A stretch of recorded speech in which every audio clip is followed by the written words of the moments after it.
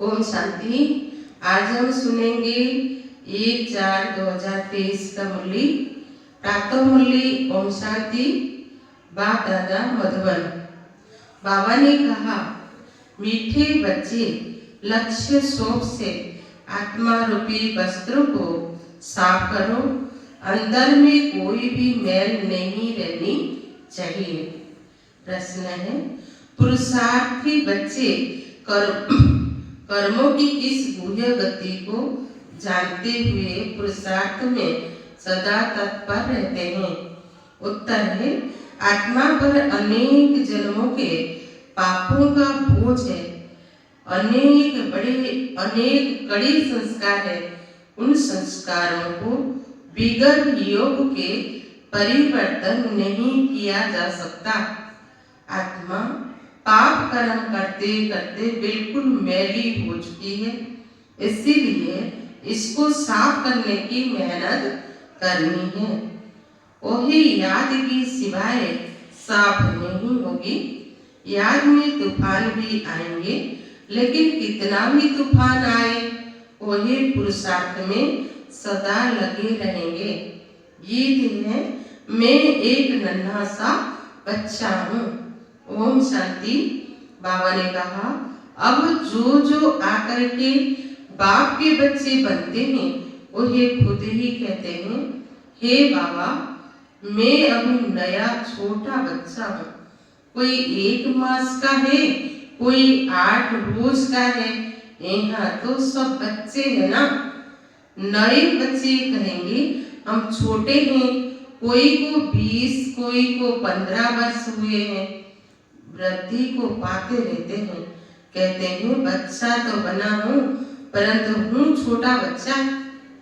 हमको भी अपना वर्षा देना या हमारे ऊपर भी ज्ञान वर्षा करना। ज्ञान वर्षा तो होती है ना। इनको भाग्यशाली रथ कहा जाता है। जिसने ज्ञान गंगा लाई वह ज्ञान अमृत लाया। उनके नाम बहुत है। भागीरथ भी है, अर्जुन भी है, दक्ष प्रजापति भी कहते हैं।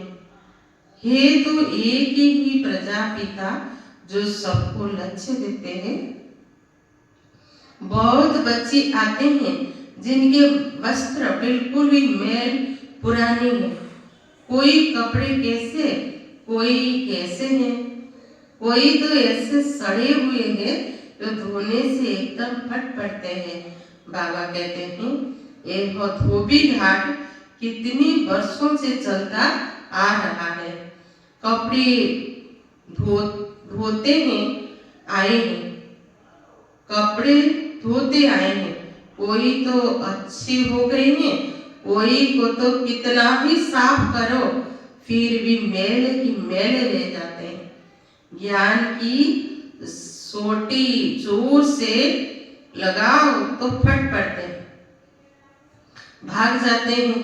जो साफ नहीं होते हैं, शुद्ध होकर औरों को शुद्ध नहीं बनाते हैं, तो समझा जाता है इनकी तकदीर में नहीं है। जो खुद अच्छे बन जाते हैं वही औरों के भी कपड़े धोते रहते हैं। एक वो धोबी घाट भी है। आत्मा प्योर होने से फिर शरीर भी प्योर मिलता है। सांवरे से गोरे बन जाते हैं। सांवरे तो इस समय सभी हैं। बाप तो आए हैं बिल्कुल ही शहनशाह बनाने, क्योंकि पाप आत्मा तो सब है ना। इस जन्म का तो पता लग जाता है, आगे के जन्म का तो पता नहीं पड़ता है। समझाते हुए फिर भी नहीं समझते, नहीं सुधरते तो समझा जाता है शायद आगे कोई पतित होंगे जो संस्कार सुधरते नहीं।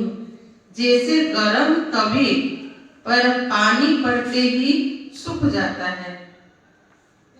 भगवान आकर लक्ष्य सोप से साफ करते हैं। हर एक नब्ज देखी जाती है। बाबा तो बिल्कुल ही सहज समझाते हैं। बच्चे मुझे याद करने से आत्मा प्योर होती जाएगी। नष्टो मोहावी होना है, मोस्ट बिलबड़े बाप है। आधा कलप भक्तों ने भक्ति की है द्वापर से लेकर, वही फिर देवी देवता बनने वाले हैं, मालूम पड़ जाता है। बाबा कहते हैं उठते बैठते मुझ बाप को याद करो। जैसे कुमार कुमारी की सगाई हो जाती है तो एक दो की याद रहती है ना, यहाँ तो साजन को और ही छोड़ भागंती हो जाते हैं। जो साजन स्वर्ग का मालिक बनाते हैं उनकी याद भी नहीं करते हैं। ऐसे और कोई कह न सके कि कला पहले माफी। अजामिल जैसी पाप आत्माओं का उद्धार करने आया हूँ। कोई का कपड़ा अच्छा है, कोई का मैला है। स्त्री कहती है बाबा हमको पवित्र शुद्ध बनाओ, पुरुष फिर कहते हैं तो बेकार बिगड़ रह नहीं सकता हूँ। झगड़ा पड़ जाता है। अबलाओं पर कितने अत्याचार होते हैं, जो पवित्र नहीं बनते वह कितना विघ्न डालते। सन्यासियों को तो कोई रोक नहीं सकता, गवर्नमेंट भी कह नहीं सकती कि तुम्हारी बाल बच्चे की संभाल कौन करेगा। यहाँ इस पर झगड़ा होता है। एक पवित्र बनते दूसरा फिर अजामिल पापी बन जाते हैं। जो पक्के निश्चय बुद्धि बन जाते हैं उन्हें कोई की परवाह नहीं करते, बिल्कुल ही नष्ट मोह हो जाते हैं। राजाई को ही ठोकर मार देंगे। भक्ति मार्ग में मीरा का मिसाल है। भक्ति मार्ग में ऐसे बहुत हुए हैं। यहाँ मुश्किल निकलते हैं, हाँ ऐसे भी निकलेंगे। कहेंगे हमको तो पवित्र बनना है, फट से कहेंगे हमको राजाई की कोई परवाह नहीं है।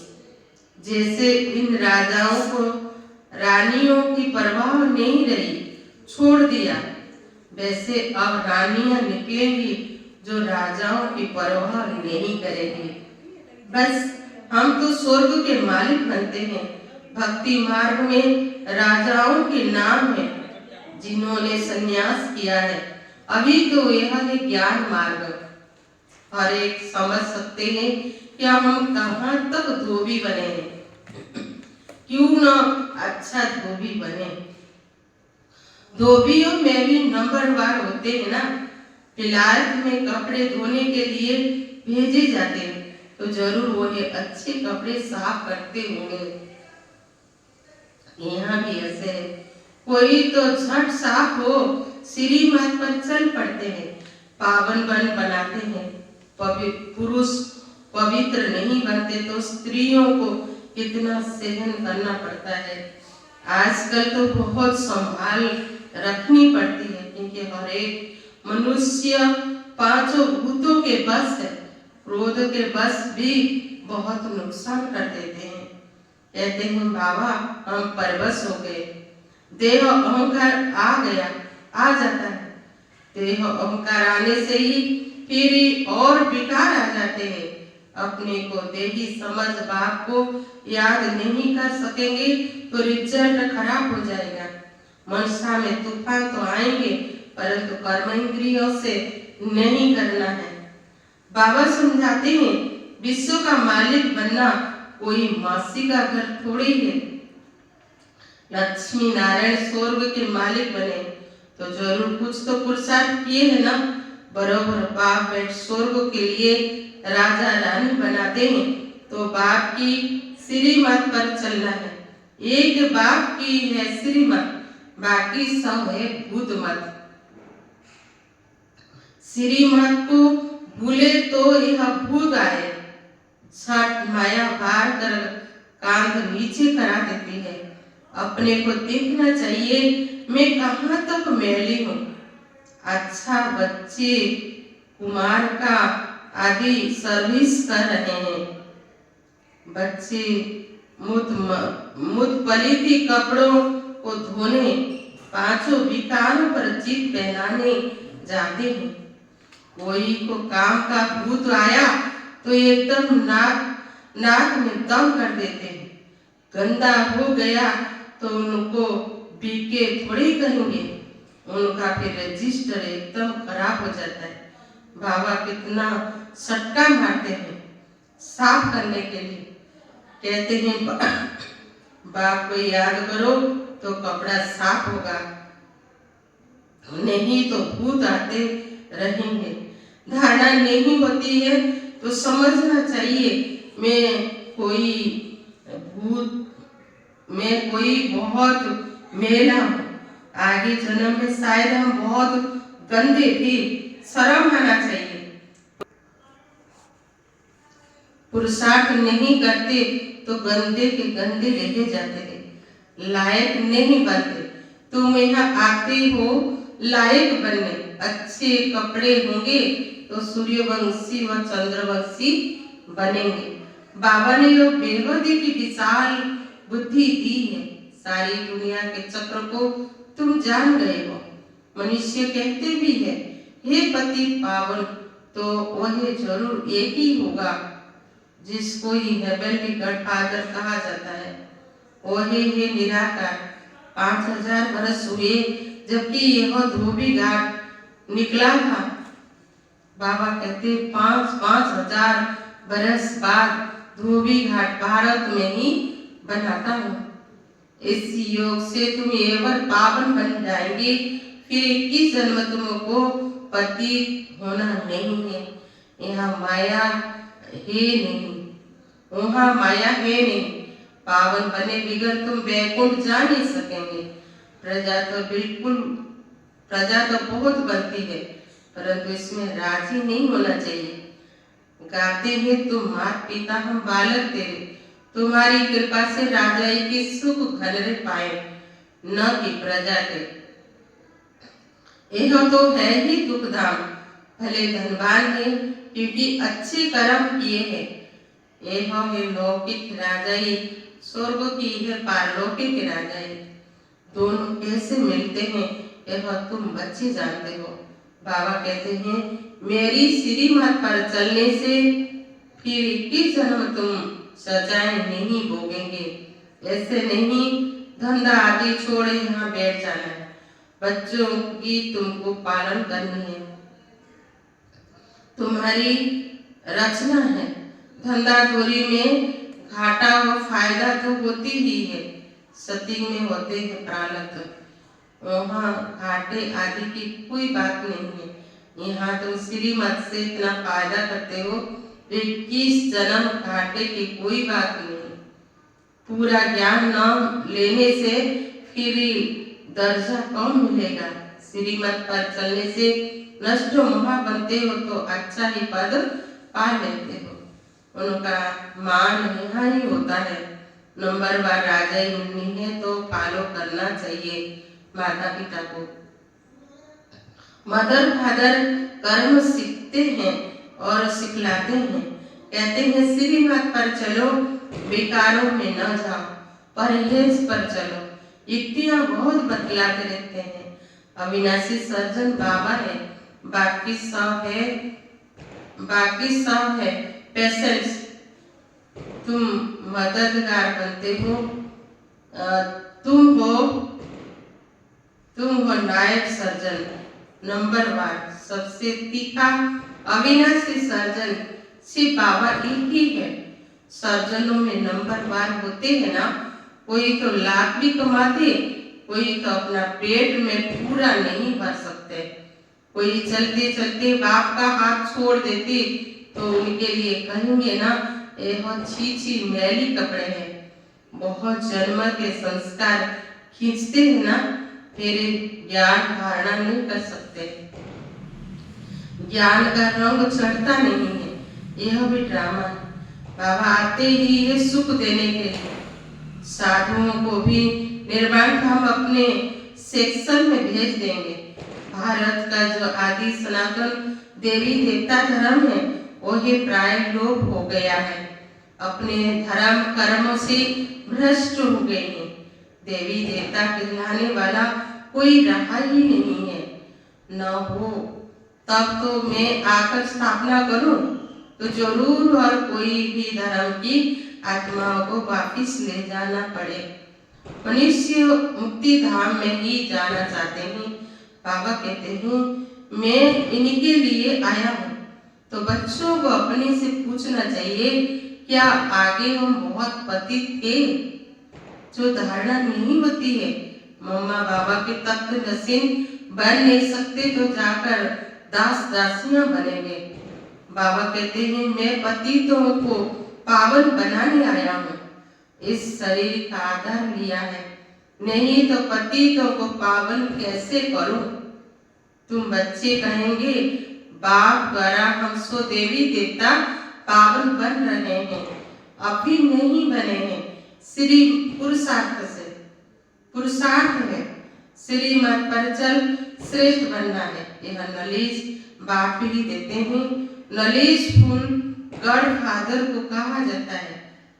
वही सारी ब्रह्मांड मूल वतन, सूक्ष्म वतन, स्थूल वतन, सृष्टि के आदि मध्य अंत का समाचार सुनाते हैं। तुम भी नॉलेजफुल बन जाओ। कोई तो नॉलेजफुल बन जाते हैं, कोई तो बिल्कुल धारणा नहीं करते, समझेंगे उनकी तकदीर में नहीं है। अच्छे बच्चे बड़ा अच्छा पुरुषार्थ करते हैं। बाकी घर बार तो संभालना ही है। शुरू में उन्हें की 14 वर्ष कटती रही, कपड़े धोते धोते कितने अच्छे गोरे बन गए। कोई टूट पड़े हैं, कोई मेले की मेली रह गई है। आजकल तो 7 रोज भी मुश्किल ठहर सकते हैं। पहले तो पूरा भट्टी थी, भट्टी नहीं होती तो तुम तैयार कैसे होते? ईंटें भट्टी में पकती है ना, फिर कोई कच्चे रह जाते हैं, कोई टूट पड़ते हैं। यहाँ भी ऐसे है, बहुत कपड़े फट जाते हैं, फट पड़ते हैं। श्रीमत पर नहीं चलने से साफ नहीं होते हैं। अब आत्माओं की परमपिता के साथ सगाई कराई जाती है।